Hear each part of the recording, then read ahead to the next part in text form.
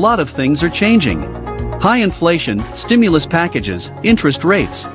All these words are popping up on the news, but it's hard to figure out how does the whole system work. In this video, we explain all of that and more. Inflation is the rate that shows how much the price for goods and services rise. The government says it'll consider removing price caps later this year. The country also subsidizes petrol and electricity, among other items.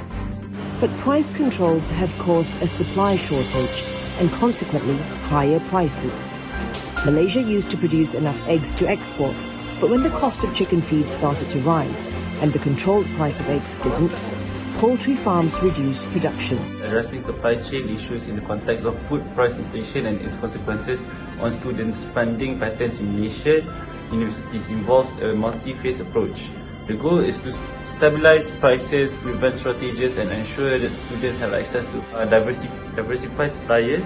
Relying on a single source for food supplies can make the supply chain vulnerable to disruptions. Diversifying suppliers both domestically and internationally can help mitigate risks and ensure a more resilient supply chain.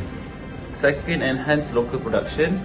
Encourage local food production to reduce dependence on imports. Supporting local farmers and producers not only boosts the economy but also creates a more robust supply chain that is less susceptible to global disruptions.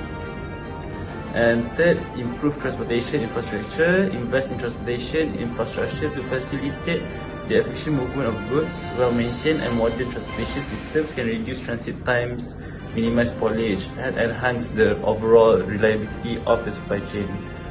Fourth, utilize technology. Implement technology solutions such as supply chain management software, Internet of Things devices, and data analytics to monitor and optimize the supply chain. Predictive analytics can help forecast demand and identify potential issues before they become critical. And last of all is inventory management.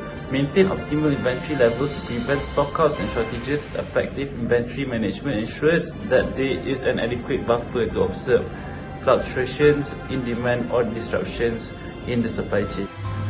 As we have seen recently, inflation is hitting us hard, prices are soaring, but we have got a plan to bring things back to balance.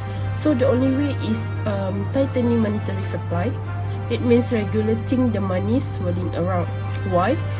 Because too much money for excessive spending can contribute to inflation.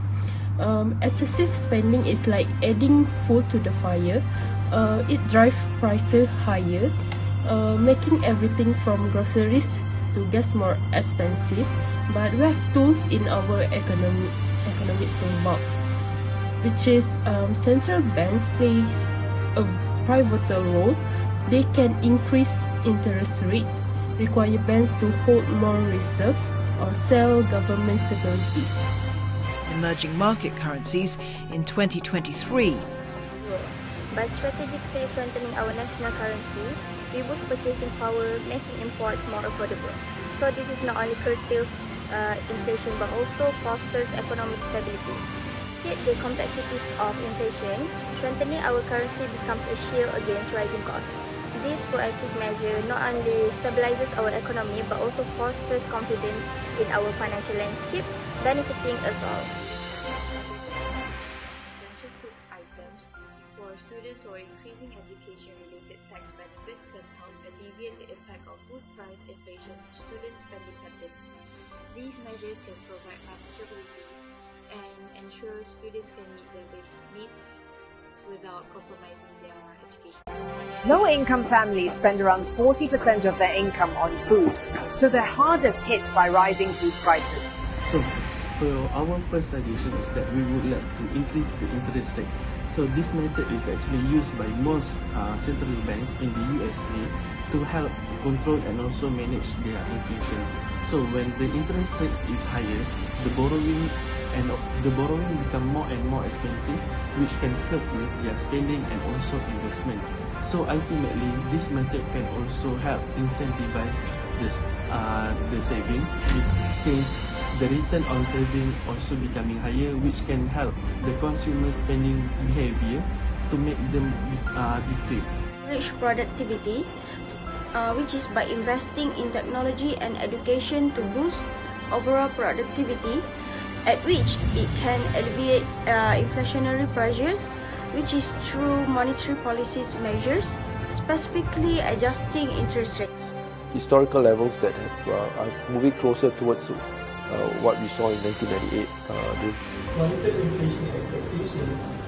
Keep a close eye on public perceptions of inflation, as these expectations can influence actual implementation cases.